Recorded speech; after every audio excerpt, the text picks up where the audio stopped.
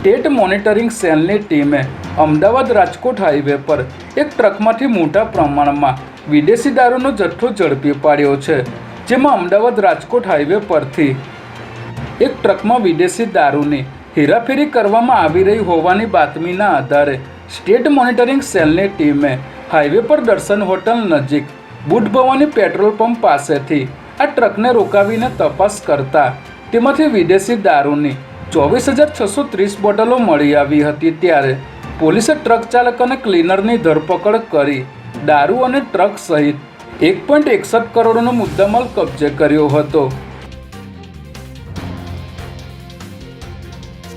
બનાસકાંઠામાં બીએસએફે ઘૂસણખોરીનો પ્રયાસ કરનાર એક પાકિસ્તાનીને ઠાર કર્યો છે, જેમાં ગઈકાલે રાત્રિના સમયે બીએસએફ જવાનોએ એક શંકાસ્પદ વ્યક્તિને આંતરરાષ્ટ્રીય સરહદ પાર કરીને ભારતીય ક્ષેત્રમાં પ્રવેશ કરતા જોયો હતો,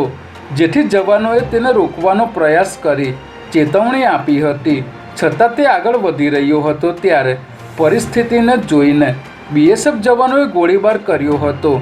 જેમાં આ ઘૂસણખોર ઘટના સ્થળે જ માર્યો ગયો હતો।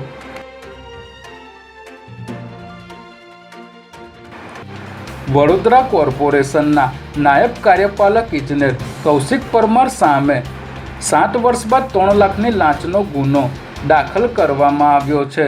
જેમાં વર્ષ 2018માં આજવા રોડ ખાતે બેલેન્સિંગ રિઝર્વોયરનું ઓપરેશન અને મેન્ટેનન્સના 3 વર્ષના કામના 60 લાખના ટેન્ડરમાં કૌશિક પરમારે કોન્ટ્રાક્ટરનો સંપર્ક કરી ટેન્ડર મંજૂર કરવા 5% પ્રમાણે 3 લાખની માંગણી કરી હતી, જે પૈકી 1.5 લાખ કોન્ટ્રાક્ટરે આપી દીધા હતા, પરંતુ